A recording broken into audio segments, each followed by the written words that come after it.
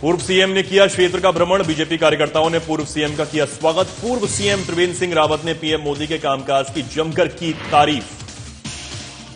हल्द्वानी में अधिकारियों के साथ समीक्षा बैठक। कैबिनेट मंत्री सतपाल महाराज ने की बैठक। अधिकारियों को दिए उचित दिशा निर्देश। ऋषिकेश में कांग्रेसी नेताओं कार्यकर्ताओं ने कोतवाल को दी तहरीर। बीजेपी प्रत्याशी मणिकांत राठौर के एफआईआर दर्ज करने की मांग। पीएम से की प्रत्याशी पद से हटाने की मांग। मिशन मर्यादा के उल्लंघन पर ऋषिकेश में कार्रवाई। पुलिस ने 7 पर्यटकों को किया गिरफ्तार। गंगा घाट पर शराब पीकर कर रहे थे हुड़दंग। देहरादून में 86 ग्राम स्मैक के साथ 2 तस्कर गिरफ्तार। ड्रग डीलर सुनैना मल्होत्रा को होनी थी डिलीवरी। एसपी ने किया मामले का खुलासा। खबरों में आगे बढ़ेंगे। सीएम पुष्कर सिंह धामी अल्मोड़ा पहुंचे। वहीं सीएम पुष्कर सिंह धामी ने ऐतिहासिक सोमनाथ मेला मासी अल्मोड़ा में शिरकत की। कार्यक्रम में अल्मोड़ा सांसद अजय टमटा मौजूद हैं। आइए अब आपका सीधा रुख कराते हैं सोमनाथ मेला मैदान मासी अल्मोड़ा का, जहां पर सीएम पुष्कर सिंह धामी कार्यक्रम में उपस्थित जनसमूह को संबोधित कर रहे हैं। ऐतिहासिक है और मासी गेवाड़ घाटी जो कि ये कत्यूर राजवंशों की राजधानी रही है और आम लोगों के बीच रंगीलो गेवाड़ नाम से प्रसिद्ध है, ऐसे ऐतिहासिक और सुंदर क्षेत्र में आज आप सबके बीच में आकर मैं स्वयं को अभिभूत महसूस कर रहा हूं। और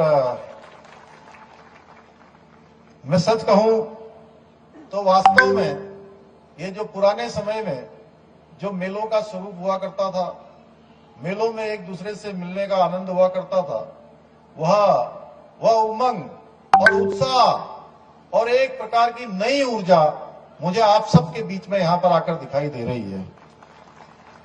इस रामगंगा की पावन भूमि पर, इस पावन तट पर आना मेरे लिए भी बहुत सौभाग्य की बात है। मैं आज इस क्षेत्र के, जैसा मैं देख रहा हूं, वहां भी भगवान, यहां भी भगवान, यहां भी देवता, उधर भी देवता, आगे देखो तो देवताओं का मंदिर, पीछे देखो तो देवताओं का मंदिर। कोई ऐसा स्थान नहीं है, पूरे क्षेत्र देवताओं से कहीं न कहीं आच्छादित है। इस पवित्र भूमि को मैं प्रणाम करता हूं और प्रार्थना करता हूं कि सभी का आशीर्वाद, इन सभी का आशीर्वाद हमारे पूरे क्षेत्र को मिलेगा, पूरे इस विधानसभा क्षेत्र द्वाराहाट को मिलेगा, मासी क्षेत्र को मिलेगा, चौकटिया क्षेत्र के लोगों को मिलेगा। और कहीं न कहीं इनके आशीर्वाद से जहां हमारा ये क्षेत्र आगे बढ़ेगा, वहीं हमारा प्रदेश भी आगे बढ़ेगा। इस भूमि का अपना एक अलौकिक महत्व है, बल्कि इस क्षेत्र का ये पौराणिक महत्व भी किसी से छुपा हुआ नहीं है। हमारे मेरे से पहले बोलने वाले वक्ताओं ने बहुत विस्तार से इस के बारे में अपनी बात करी है। भाइयों बहनों, हमारी जो ये महान संस्कृति है, इसके विषय में आज सभी को कहीं न कहीं जागरूक करने की भी आवश्यकता है, सभी को बताने की भी आवश्यकता है। सदियों से महान संस्कृति के महानता के विषय में, कौतिकों के विषय में हम सब लोग इसी प्रकार से लोगों को जागरूक करते रहे और ये सोमनाथ का ऐतिहासिक मेला इसका एक उदाहरण है। मैं आज के इस अवसर पर आप सभी को बहुत शुभकामनाएं देता हूं, बहुत बधाई देता हूं और आप सबसे कहना चाहता हूं कि आज भारत की जो हमारी सनातन संस्कृति है, जो हमारी पौराणिक संस्कृति है, जो हमारा सांस्कृतिक परिवेश है, उस परिवेश को आगे लाने का काम, उसके उद्भव का काम, उसके उत्सव का काम अगर किसी के नेतृत्व में हो रहा है तो हमारे देश के यशस्वी प्रधानमंत्री मोदी जी के नेतृत्व में हो रहा है। भाइयों बहनों, एक समय ऐसा भी था, अगर हम 2014 से पहले की बात करें, एक समय ऐसा था कि विश्व के बड़े बड़े मंचों पर भारत अपने हितों की बात भी नहीं कर पाता था। जो भारत के हक में फैसले होने चाहिए थे, उन फैसलों को भी नहीं करवा पाता था। लेकिन आज पूरी दुनिया के अंदर भारत का मान सम्मान और स्वाभिमान और पहचान बढ़ाने का काम किसी ने किया है तो भारत मां के पुत्र, भारत मां के लाल नरेंद्र भाई मोदी ने किया है। भाइयों बहनों, आज देखिए ऐसा समय, ऐसा कालखंड जब पूरी दुनिया आज कोरोना महामारी के कारण पूरी तरह से अस्त व्यस्त हो गई, पूरी तरह से अव्यवस्थित हो गई, ऐसे समय में भी जहां भारत को G20 की अध्यक्षता का सौभाग्य प्राप्त हुआ है, G20 का अवसर और नेतृत्व किसी को प्राप्त हुआ है तो हमारे देश को प्राप्त हुआ है। और उससे भी आगे पहले बड़े बड़े कार्यक्रम हुआ करते थे, देश दुनिया अंतर्राष्ट्रीय स्तर के अगर कोई कार्यक्रम होते थे तो वो एक ही जगह पर हो जाते थे, दिल्ली में हो जाते थे, बंबई में हो जाते थे, बहुत होते होंगे तो मंगलौर में हो जाते होंगे। लेकिन उत्तराखंड जैसे राज्यों में या हमारे जैसे बगल में रामनगर है, रामनगर जैसे स्थानों में नहीं हुआ करते थे। आप लोगों ने देखा पिछले थोड़े दिनों पहले G20 की जो बैठक हुई और वो भी राउंड द टेबल बैठक, पूरे भारत के अंदर जो 5 प्रमुख बैठकें होने वाली हैं इस G20 की, उन 5 प्रमुख बैठकों में से एक बैठक का सौभाग्य हमको भी मिला रामनगर में ही बगल में। और ये संभव हुआ तो किसके कारण से? हमारे देश के प्रधानमंत्री आदरणीय मोदी जी के कारण से संभव हुआ। और एक ही बैठक नहीं हो रही है, एक बैठक रामनगर में हो गई है, अब दूसरी बैठक ऋषिकेश नरेंद्र नगर में होने वाली है, उसके बाद तीसरी बैठक भी होने वाली है। हमारे राज्य को 3-3 बैठकें देने का काम, हम सबको ये अवसर देने का काम, जिसके कारण से पूरे देश दुनिया के अंदर आप लोग देख रहे होंगे, आपने भी अखबारों में देखा होगा, टेलीविजन में देखा होगा या सामान्य चर्चा, आम चर्चा में भी आपने सुना होगा कि रामनगर में G20 की बैठक हो रही है। और रामनगर से आप लोग निकलते हैं, आप रामनगर से जाते होंगे, आप देखिए कि रामनगर का नजारा ही बदल गया उस बैठक के बाद। और इतना ही नहीं, जिस प्रकार से हमारे यहाँ पर अभी बच्चे सांस्कृतिक कार्यक्रम यहाँ पर अपना कर रहे थे, तो उस रामनगर की G20 की बैठक में हमारे पूरे प्रदेश के कुमाऊं के, गढ़वाल के, जौनसार के, भावर के, तराई के, मैदान के, पहाड़ के सारे जितने भी हमारे सांस्कृतिक हमारे परिधान है, सांस्कृतिक हमारे गाने हैं, सांस्कृतिक संगीत है, उन सब का प्रदर्शन रामनगर के मंच पर उन विदेशी जो प्रतिनिधि आए थे उनके सामने किया गया। और इतना ही नहीं भाइयों बहनों, इस कार्यक्रम के माध्यम से, ये कोई G20 के जो कार्यक्रम हमारे प्रदेश के अंदर हो रहे हैं, ये कोई सामान्य कार्यक्रम नहीं है। इन कार्यक्रमों के माध्यम से हमारा उत्तराखंड पूरी दुनिया के अंदर जा रहा है। पूरी दुनिया के अंदर जो जो काम आगे बढ़ेंगे। पूर्व मुख्यमंत्री त्रिवेंद्र सिंह रावत द्वारा क्षेत्र का भ्रमण किया गया। इस भ्रमण पर भगवानपुर थाना, इकबालपुर, खजूरी और झबरेड़ा में ढोल नगाड़ा और फूल मालाओं के साथ बीजेपी कार्यकर्ताओं ने पूर्व मुख्यमंत्री का भव्य स्वागत किया। झबरेड़ा में वरिष्ठ बीजेपी नेता डॉक्टर ज्योत सिंह वर्मा के आवास पर एक नुक्कड़ सभा को संबोधित करते हुए पूर्व मुख्यमंत्री त्रिवेंद्र सिंह रावत ने कहा, देश के विकास के लिए पीएम मोदी जरूरी है। बीजेपी सबका साथ सबका विकास को लेकर काम कर रही है। जब से प्रदेश और केंद्र में बीजेपी की सरकार आई है, तब से विकास कार्यों का पहिया गतिमान है। पीएम मोदी के नेतृत्व में भारत नई नई बुलंदियों को छू रहा है। कहा कि 2024 लोकसभा चुनाव में बीजेपी की पूर्ण बहुमत से सरकार बनेगी। इसके साथ ही उन्होंने यह भी कहा कि बीजेपी हाईकमान हरिद्वार से 2024 लोकसभा चुनाव में जिस भी पार्टी प्रत्याशी को उम्मीदवार बनाएगी, उनके साथ बीजेपी पूरी निष्ठा के साथ चुनाव में साथ देकर भारी मतों से विजय बनाएंगे। मैं प्रेस के माध्यम से प्रदेशवासियों को यही आह्वान कर रहा हूं कि एक बार फिर मोदी जी को मौका देना चाहिए। देश ने 9 सालों में बहुत तेजी से विकास किया है। सारा देश इस चीज को स्वीकार करता है, विकास और तेजी से हो। प्रेस के माध्यम से, मीडिया के माध्यम से जनता का आह्वान करने के लिए आया था। यहाँ पर मैंने देखा कि जगह जगह पर लोगों ने भव्य स्वागत किया। जहाँ से हरिद्वार लोकसभा प्रारंभ होती है और मैं समझता हूँ कि ये बिल्कुल लास्ट कोना है जहाँ पर इस समय हम हैं। तो जिस तरह से मैं देख रहा हूँ कि यहाँ के लोगों में उत्साह है, मैं बहुत उससे खुश हूँ, आनंदित हूँ। और मैं उनका धन्यवाद भी कर रहा हूँ। उन्हें प्रेम ऐसा ही मिलता रहे। उन्हें इन 10 वर्षों में मुझे लगता है कि काफ़ी प्रयास किया है। मुझे कहें कि उन्होंने प्रयास नहीं किया उचित नहीं होगा। उन्होंने बहुत प्रयास किया है और अभी भी वो प्रयास कर रहे हैं कि अपने लोकसभा क्षेत्र में वो तेजी से विकास करें। एक सड़क को लेकर मत देखिए, आप होल में विचार कीजिए। आज हल्द्वानी पहुंचे कैबिनेट मंत्री सतपाल महाराज ने लोक निर्माण विभाग, सिंचाई विभाग, पंचायती राज विभाग और पर्यटन विभाग के अधिकारियों के साथ बैठक की और नैनीताल जिले के विकास कार्यों को लेकर विभागीय समीक्षा भी की। इस दौरान सड़कों की गुणवत्ता की शिकायत को लेकर सतपाल महाराज ने कहा कि जल्द ही सरकार एक ऐप बनाने जा रही है, जिसके माध्यम से सड़क में कहीं भी गड्ढा हुआ तो जनता उस गड्ढे की फोटो ऐप के माध्यम से भेजेगी, जो कि सीधा विभाग के पास पहुंचेगा, जिसे विभाग तत्काल ठीक कराएगा। वहीं पंचायती राज मंत्री सतपाल महाराज ने एक बड़ी बात कहते हुए बताया कि पंचायतों में ब्लॉक प्रमुख और जिला पंचायत अध्यक्ष के चुनाव अब सीधे किए जाएंगे। इसके लिए केंद्र सरकार से अनुरोध किया गया है। जैसे निकायों में मेयर के चुनाव सीधे होते हैं, उसी प्रकार ब्लॉक प्रमुख और जिला पंचायत अध्यक्ष भी चुने जा सकेंगे।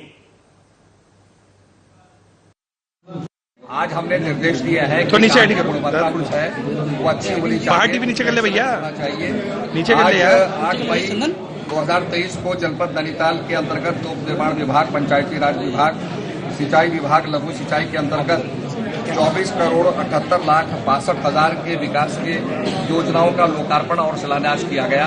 तो मुझे बड़ी प्रसन्नता हो रही है। इसके साथ साथ हमने जो हमारे यहाँ पर जो कैंची धाम के अंदर जो एक कार पार्क बनना है, उसके बारे में भी एक बृहद योजना, क्योंकि आने वाले समय में एक बहुत हॉटस्पॉट बनता जा रहा है और काफी पर्यटक वहां जाना चाहते हैं, दर्शन करना चाहते हैं। जो नैनीताल आता है वो कैंची धाम भी दर्शन करने जाना चाहता है, तो उसके विस्तार की बात की गई।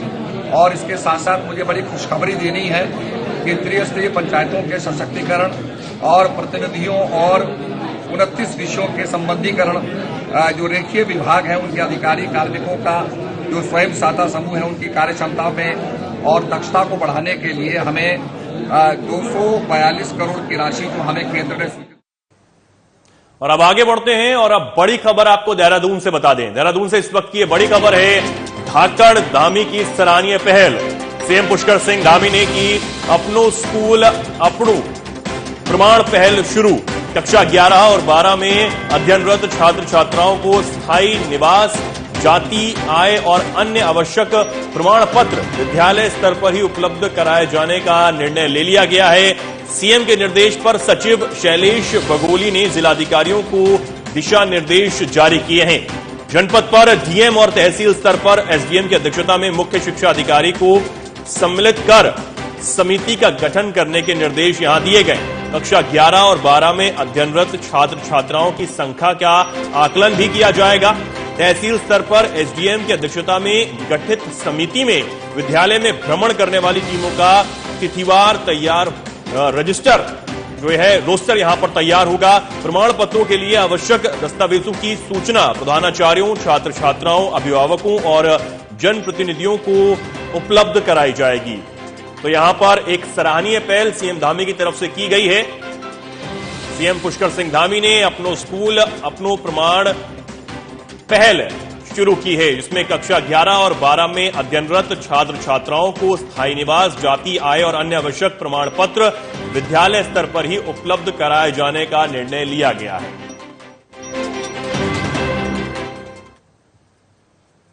आगे बढ़ेंगे। हरिद्वार में धार्मिक अतिक्रमण के खिलाफ चल रहे प्रशासन के अभियान से राजनीतिक घमासान मचा हुआ है। मामले में डीएम से मिलने पहुंचे कांग्रेस के विधायकों ने जमकर हंगामा किया।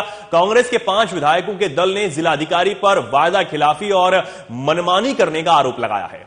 डीएम से मिलने विधायक रवि बहादुर, अनुपमा रावत, ममता राकेश, फुरकान अहमद और वीरेंद्र जाति डीएम कैंप कार्यालय पहुंचे थे।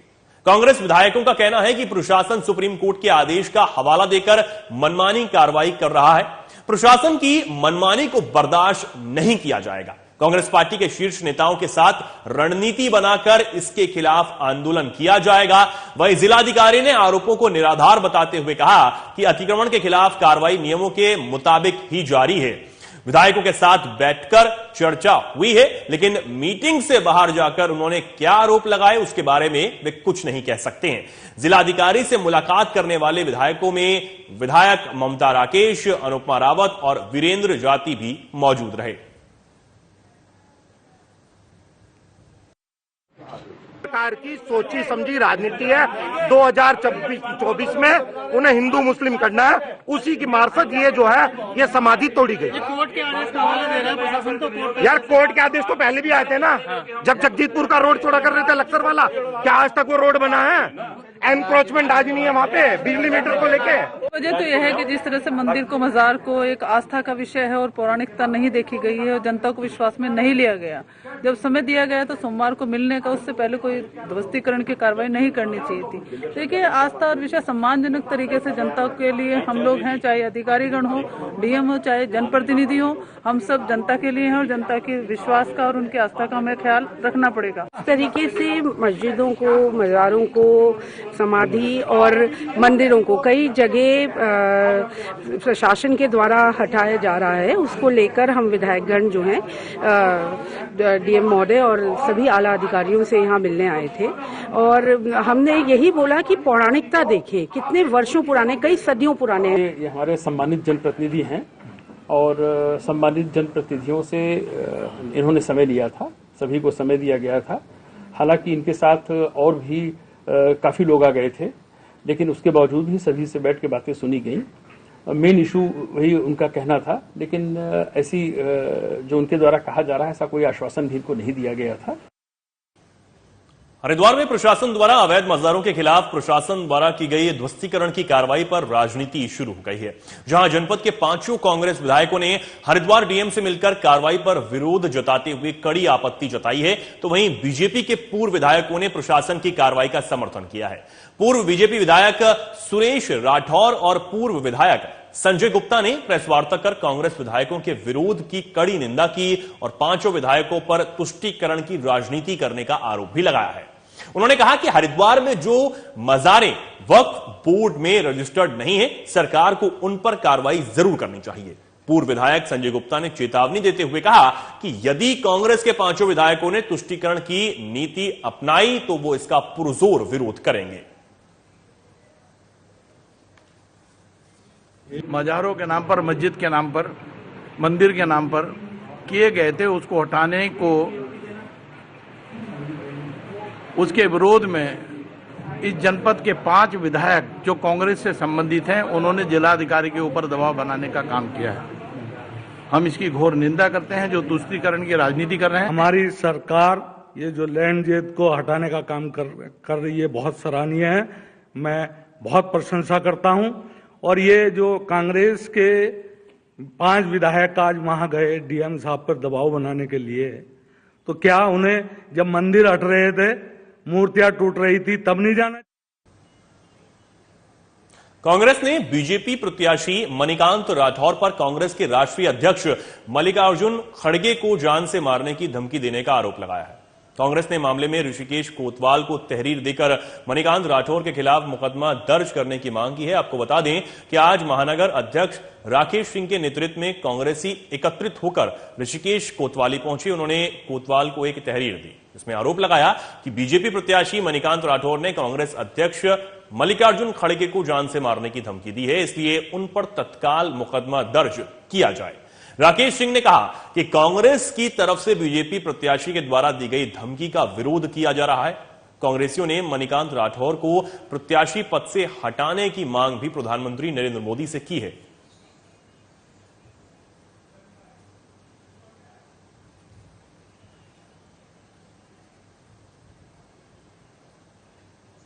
महानगर कांग्रेस कमेटी ने कर्नाटक प्रदेश में चिंतापुर विधानसभा क्षेत्र से बीजेपी के विधानसभा प्रत्याशी मणिकांत राठौर के खिलाफ कोतवाली काशीपुर में मुकदमा दर्ज कराने के लिए उप निरीक्षक दीपक जोशी को आज एक तहरीर सौंपी। इस दौरान कांग्रेसी कार्यकर्ताओं ने कोतवाली में जमकर नारेबाजी भी की। कांग्रेस महानगर अध्यक्ष मुशर्रफ हुसैन के नेतृत्व में कोतवाली में पहुंचे कांग्रेसियों का आरोप है कि राठौर की तरफ से अखिल भारतीय कांग्रेस कमेटी के अध्यक्ष मल्लिकार्जुन खड़गे, उनकी पत्नी और पूरे परिवार को जान से मारने की धमकी दी गई है। एमएलए है मणिकांत राठौर। मणिकांत राठौर ने भारतीय जनता पार्टी का ये एमएलए है जो वहाँ से चुनाव भी लड़ रहा है। उन्होंने हमारे राष्ट्रीय अध्यक्ष माल्यम खड़के जी को, उनके धर्मपत्नी को और उनके परिवार को जान से मारने की धमकी दी है। हमारे उत्तराखंड के प्रदेश के अध्यक्ष माननीय करण मेहरा जी के निर्देशानुसार आज पूरे जिले में हम लोगों ने थाने का घेराव करके थाने में एक उनके खिलाफ तहरीर दी है। मिशन मर्यादा के तहत लक्ष्मण झूला थाना पुलिस एक बार फिर गंगा घाटों पर शराब पीकर हुड़दंग करने वालों के खिलाफ एक्शन में दिखाई दे रही है। थाना पुलिस ने गश्त के दौरान गंगा घाट पर शराब पीकर हुड़दंग कर रहे 7 पर्यटकों को गिरफ्तार किया है, जिनके खिलाफ पुलिस ने कानूनी कार्रवाई की है। वहीं लक्ष्मण झूला थाना प्रभारी निरीक्षक विनोद गुसाई ने बताया कि ऑपरेशन मिशन मर्यादा के तहत लगातार गंगा घाटों पर नजर रखी जा रही है। जो पर्यटक नशा करके हुड़दंग कर रहे हैं उनके खिलाफ पुलिस कानूनी कार्रवाई कर रही है। इसी कड़ी में आज भी 7 पर्यटकों को नशे की हालत में हुड़दंग करते हुए पकड़ा गया है, जिनके खिलाफ चालान का जुर्माना वसूल किया गया है। साथ ही उन्होंने बताया कि यह कार्रवाई ऐसे ही लगातार जारी रहेगी।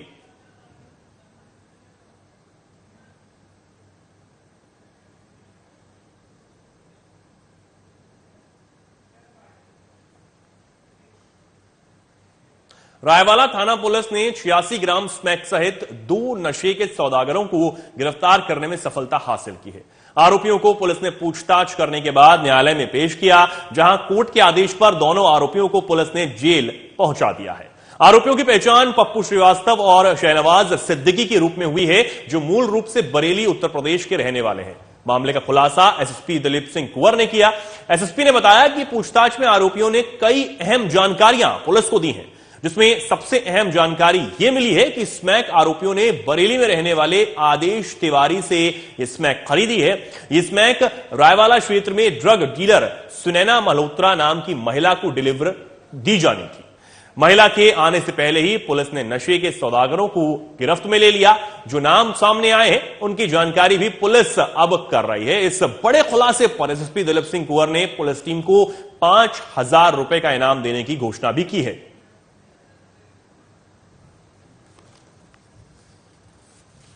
रायवाला पुलिस ने ये लगभग 8:30 बजे के आसपास रायवाला जो रेलवे स्टेशन है उसके पास से 2 लोगों से